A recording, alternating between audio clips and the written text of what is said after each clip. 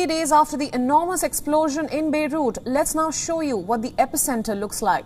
An explosion that literally shook the entire city and was felt all the way in the neighboring Cyprus as well.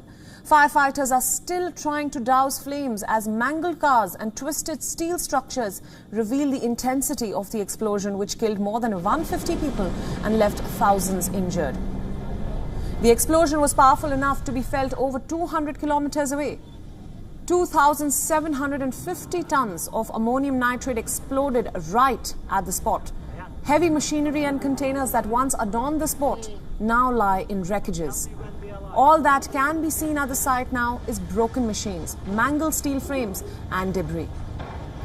Dozens of nearby buildings, including the massive grain silo storing around 85% of the country's grains, has been severely damaged or destroyed, leading to alarm bells ringing about a massive food insecurity in the offing. Lebanon is now left with less than a month's grain reserves.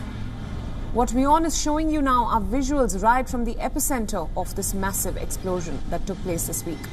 As you can see, relief operations are still on and rescue teams and cleanup crews continue working through the rubble of the deadly explosion which devastated the Beirut port and left a crater where once stood a massive facade.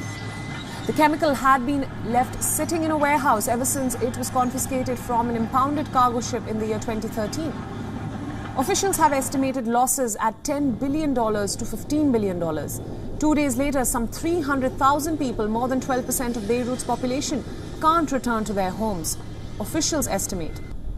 Damaged hospitals are still struggling to deal with those who are wounded, and newly released documents suggest multiple government agencies in Lebanon were informed about ammonium nitrate being housed at this port, including the Ministry of Justice.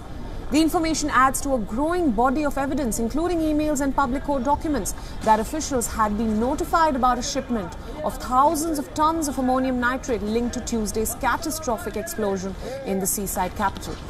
The possibility that this blast could have been prevented has already ignited accusations of government negligence, rooted in long-held frustration at Lebanon's political class.